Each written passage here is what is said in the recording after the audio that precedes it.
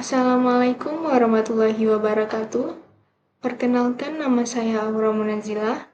Pada kesempatan kali ini, saya ingin menjelaskan mengenai akad musyarakah. Tentunya saya akan menjelaskan mengenai pengertian akad musyarakah, prinsip-prinsip dasar, jenis-jenis, skema akad musyarakah, rukun-rukun, syarat, dan juga perbedaan akad musyarakah dengan akad mudharabah, dan juga penerapan akad musyarakah pada perbankan syariah yang ada di Indonesia. Dimulai dari pengertian mengenai akad musyarakah. Akad musyarakah dalam istilah perbankan syariah dapat didefinisikan sebagai pembiayaan berdasarkan akad kerjasama antara dua pihak atau lebih untuk menjalankan suatu usaha tertentu. Masing-masing pihak memberikan kontribusi dana dengan ketentuan bahwa keuntungan dan risiko akan ditanggung bersama sesuai dengan kesepakatan yang telah mereka buat dari awal. Mengenai dasar-dasar dalam akad musyarakah, yang pertama itu ada dasar dari Al-Quran, yaitu surah Asy-Syadd ayat 24 menjadi salah satu dalil yang menyebutkan tentang perserikatan, meskipun di dalamnya terdapat peringatan tentang kemungkinan terjadinya kezaliman di antara pihak yang berserikat, kecuali bagi mereka yang beriman dan beramal saleh. Lalu yang kedua ada dari sunnah, hadis yang diriwayatkan oleh Abu Hurairah menyebutkan bahwa Allah adalah pihak ketiga dari dua orang yang berserikat dan akan keluar dari persekutuan tersebut jika salah satu pihak berkhianat. Lalu yang ketiga ada dasar dari Fatwa DSN MUI nomor 8 tahun 2000. Fatwa ini menjadi dasar hukum yang penting dalam penerapan akad musyarakah di Indonesia, khususnya untuk kegiatan perbankan syariah, karena adanya kebutuhan untuk meningkatkan kesejahteraan dan kelancaran usaha masyarakat melalui sistem musyarakah yang mengandung nilai kebersamaan dan juga keadilan. Lalu yang keempat ada dasar dari peraturan perundang-undangan. Keberadaan akad musyarakah juga dilandasi oleh ketentuan undang-undang seperti Undang-Undang Nomor 7 Tahun 1992 tentang perbankan yang telah diganti menjadi Undang-Undang Nomor 10 Tahun 1998 yang memberikan landasan hukum untuk kegiatan perbankan syariah dalam menghimpun dana dan menyalurkan dananya dalam berbagai bentuk.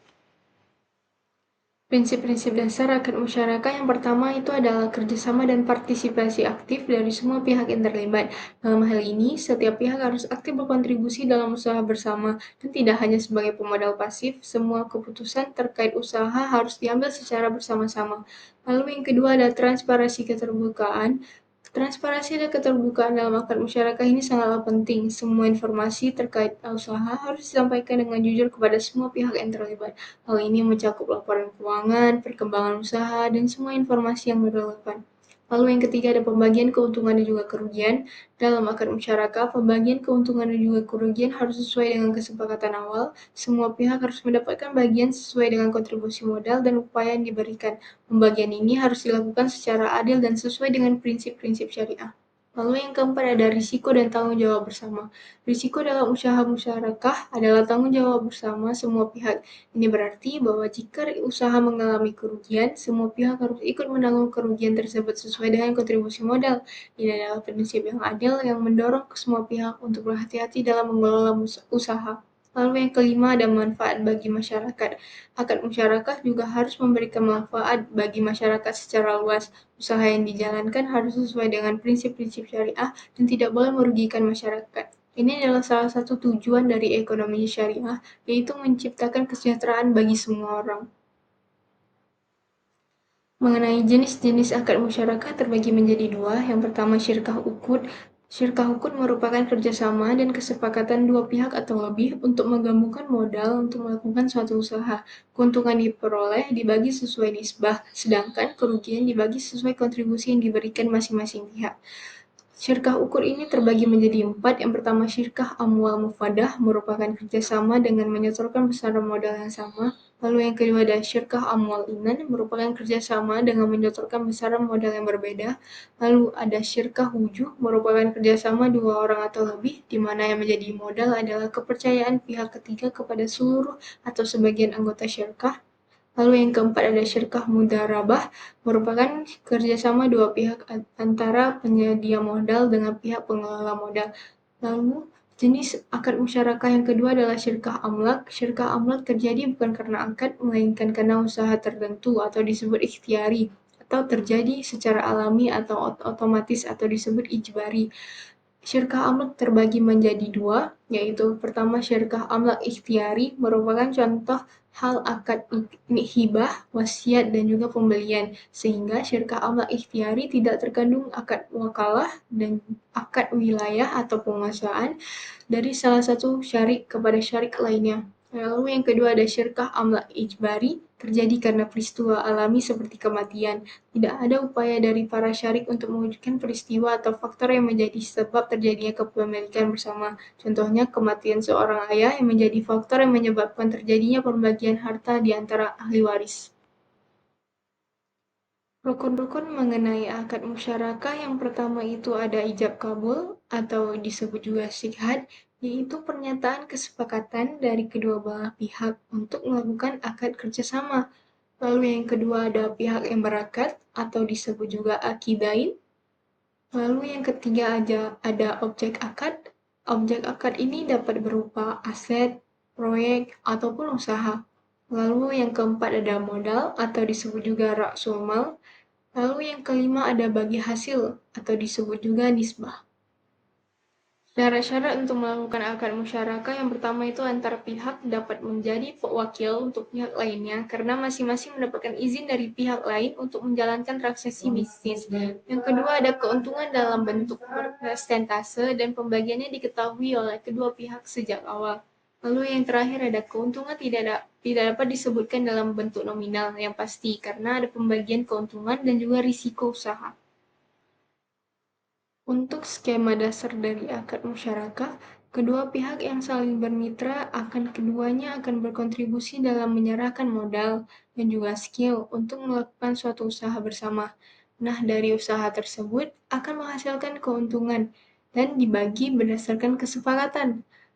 Lalu, sementara untuk kerugian dibagi berdasarkan kontribusi modal yang telah diberikan oleh masing-masing mitra.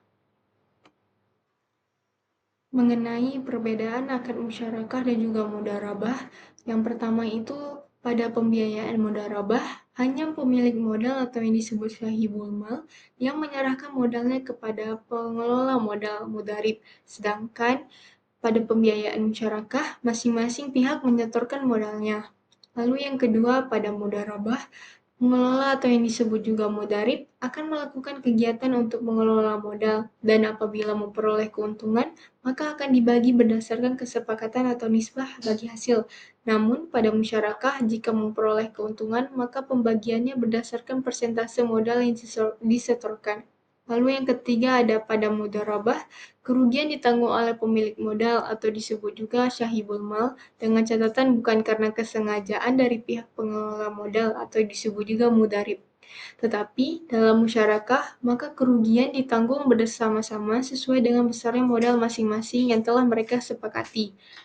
Lalu yang keempat ada pada mudharabah, jenis modalnya dalam bentuk uang tunai. Sementara itu, dalam musyarakah, jenis modalnya berupa uang atau harta benda yang bisa dinilai dalam uang. Mengenai penerapan akad musyarakah dalam perbankan syariah di Indonesia adalah mekanisme pembiayaan di mana bank dan nasabah sama-sama menyumbangkan modal untuk menjalankan suatu usaha dengan pembagian keuntungan dan juga risiko sesuai dengan porsi kontribusi masing-masing pihak. Bank dan nasabah berfungsi sebagai mitra yang berbagi hasil dari usaha tersebut, baik dalam bentuk profit maupun revenue. Setelah akad selesai, nasabah wajib mengembalikan modal bank dengan secara dicicil ataupun dengan cara lainnya, dan kerugian juga ditanggung bersama berdasarkan porsi modal yang telah mereka berikan masing-masing.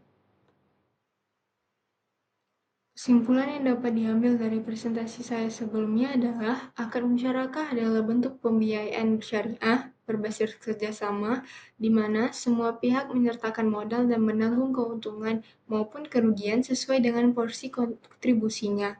Landasannya terdapat dalam Al-Quran, Sunnah, Fatwa DSN MUI, serta peraturan perundang-undangan.